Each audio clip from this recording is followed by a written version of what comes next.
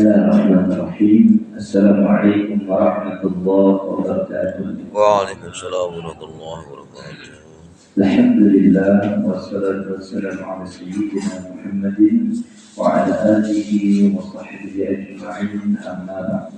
Ala hadhihi niyyah wa kullu niyyatin salihatin wa liwalidayna wa limasyayikhina asatidatina talabidina طلابنا أبناءنا ذرياتنا أزواجنا وأهلنا وجميع المؤمنين والمؤمنات والمسلمين والمسلمات وإلى حضرة النبي صلى الله عليه وسلم وآله وصحبه أجمعين. شيء لله لهم الفاتحة. أعوذ بالله من الشيطان الرجيم. بسم الله الرحمن الرحيم. الحمد لله رب العالمين الرحمن الرحيم مالك يوم الدين إياك نعبد وإياك نستعين اهدنا الصراط المستقيم صراط الذين أنعمت عليهم غير المغضوب عليهم ولا الضالين. آمين. Alhamdulillah, bersyukur pada Allah Subhanahu wa taala. Salawat dan salam untuk Habibuna Muhammad sallallahu alaihi wasallam, seluruh keluarga, kerabat, sahabat serta pengikut beliau hingga akhir zaman kelak. Jemaah sekalian yang dimuliakan oleh Allah, ketika Salman Al-Farisi artinya Salman yang berasal dari Persia. Kalau kita kan Syekh Arsyad Al-Banjari, berarti Syekh Arsyad yang berasal dari Banjar atau orang Banjar. Nah, Salman Al-Farisi itu adalah orang Persia.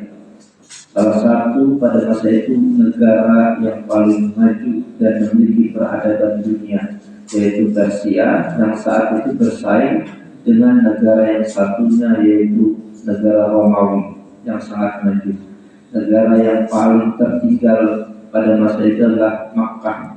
Itu adalah negara yang dianggap jahiliyah, sangat jahilnya, sangat bodohnya, orangnya sudah bodoh, tidak berperadaban, kada beradab, kemudian sifatnya bodoh. Jadi memang orangnya kada beradab, sampai anak mereka kalau perempuan itu dikubur hidup-hidup karena dianggap mempersulit dan lain sebagainya.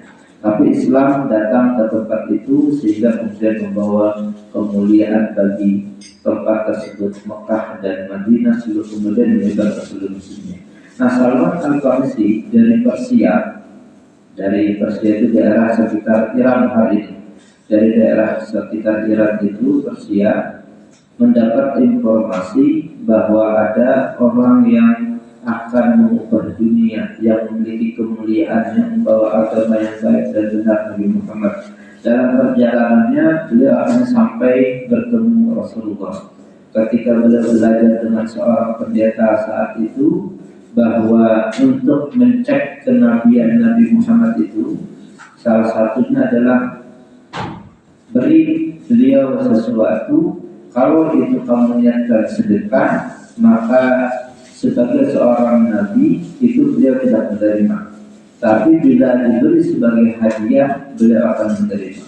Nah, Salman Al-Farisi saat itu adalah budak dari seorang Yahudi, begawi di sekitar Madinah. Pas Nabi hijrah ketemu, pertama melihat tanda kenabian, lalu Nabi paham di muka Nabi sedikit tanda kenabian di bagian sini, lalu kelihatan seperti ada tanda kenabian. Yang kedua, Salman Al-Farisi kemudian membawakan kurma, lalu diserahkan Nabi, ini adalah sedekah gasampian. Nabi tidak menerima. Kemudian dirubah, ya Rasulullah, ini gambarannya bahasanya kali, jadi sedekah ini adalah hadiah gasampian. Diterima Rasulullah, kemudian dimakan bersama dengan para sahabat. Saat itulah kemudian Salman Al-Farisi tahu ini betul-betul adalah Rasulullah yang dijanjikan dari zaman dahulu sampai akhirnya terbukti hari ini. Maka Salman Al-Farisi kemudian masuk Islam. Apa yang didapat dari pelajaran itu yang hari ini beberapa ulama mengamalkan. Jadi bila yang mendengarkan di antara ulama itu, biasanya bila misalnya sidin berceramah atau melakukan sesuatu, diberi kurang, bila disambat ini upah atau ujrah itu artinya upah atau sedekah dari tuan rumah, biasanya tidak mau menerima karena Nabi mengajarkan seperti itu. Tapi bila orang udah berhadiah dua piano, nah biasanya ulama itu menerima karena hadiah. Apa bedanya hadiah dengan sedekah dengan upah atau ujrah? Ujrah atau upah itu adalah sesuatu yang dibayarkan dengan keahlian atau bahasa lain ini karena profesionalitas kita. Misalnya menurut ahli bengkel memperbaiki sesuatu, ketika udah memperbaiki lalu kemudian dibayar, itu upah namanya karena adanya keahlian profesional, ulun terlatih untuk itu lalu dibayar orang. Kalau sedekah itu adalah biasanya ada kewajiban kita bersedekah kepada orang miskin karena misalnya ada kewajiban di situ kita meninggalkan puasa dan sebagainya, atau bantuan kepada orang yang lebih rendah. Tapi kalau hadiah itu bebas, orang menolong seseorang atau misalnya tadi menyampaikan sesuatu atau memperbaiki sesuatu baik dengan keahliannya ataupun dengan kemampuan sekedarnya, itu terserah kita hendak memberinya kah, kadakah, itu tidak masalah. Jadi hadiah itu ada ukuran. Bila membaiki ini bayarnya 50.000 misalnya, kada. Bila ceramah bayarnya misalnya harus 500.000, itu tidak ada kategori. Hadiah itu bebas, terserah. Kalau bahasa Banjar sapambari, nah sapambari itu berhadiah. Jadi itu perbedaannya. Biasanya ulama menganjurkan bila itu hadiah atau hibah itu pemberian, mereka tidak boleh menolak karena Nabi tidak menolak pemberian sedikit ataupun banyak.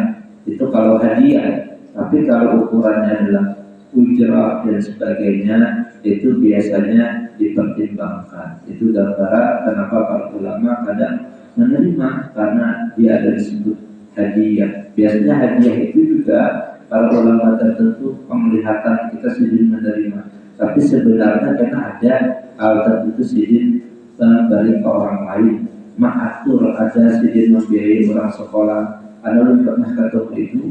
Jadi diberi diterima terus, kenapa? Oh ternyata ada yang diongkoskan sidin orang lain yang perlu untuk sekolah. Penglihatan kita terima harus punya banyak sebagainya. Ketika kita lebih dekat, ternyata sedih ada tuh orang sakit dan dia harus merubah hidupnya, yang kemudian dari biaya itu bisa kalau dia lulus maka bisa memperbaiki hidupnya. Kan yang bisa membantu perubahan hidup itu secara aturan dunia salah satunya adalah pendidikan. Maka kita dianjurkan jangan sampai putus pendidikan, karena kalau terlalu miskin lalu jadi fakir, karena ada fakru ayatuna kufran. Orang fakir itu bila sudah keadaan dia sangat dekat sekali dengan kekafiran. Misalnya karena fakir sekali, sulit sekali diberi orang ini untuk makan, asal pindah agama ini jadi kafir, jadi keluar. Maka kemudian pendidikan dan ilmu dalam Islam penting, karena itu bisa membantu perubahan hidup seseorang, menguatkan dia dan menyempurnakan jiwanya sehingga bisa lebih baik dan selamat dunia dan akhirat. Demikian. Semoga ada berkah dan manfaatnya. Semoga kita selalu dibimbing oleh Allah, kemudian dijadikan orang-orang yang setia dan mengikuti Rasulullah SAW, dan mudah-mudahan kita ditutup dengan ridha Allah dan Rasulnya dan husnul khatimah. Amin ya rabbal alamin. Minta maaf kalau ada kesalahan, kita tutup dengan baca kifaratul majlis. Subhanallahumma wa bihamdika asyhadu an la ilaha illa anta astaghfiruka wa atubu ilaik. Assalamualaikum warahmatullahi wabarakatuh. Waalaikumsalam. Allahu minkum Minna wa minkum taqabbal ya karim.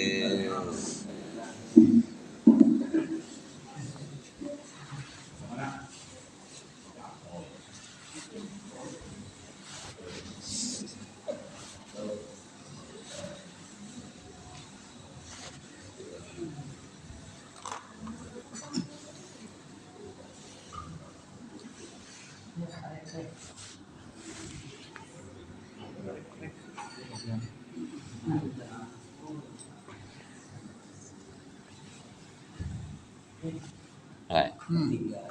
masih kayak senang belum.